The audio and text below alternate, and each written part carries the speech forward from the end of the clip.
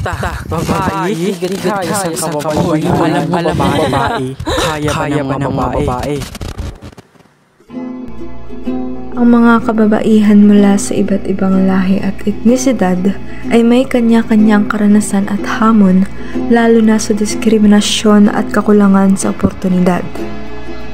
Ang mga Aprikana, Asyana, Katutubo at Latina ay maaaring makaranas ng rasismo, stereotyping at kawalan ng representasyon.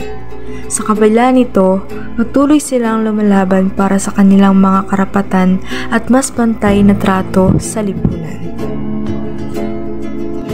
Ito ang CEDAW, ang Convention on the Elimination of All Forms of Discrimination Against Women, isang kasunduang pang-internasyonal na naglalayong burahin ang lahat ng anyo ng diskriminasyon laban sa kababaihan.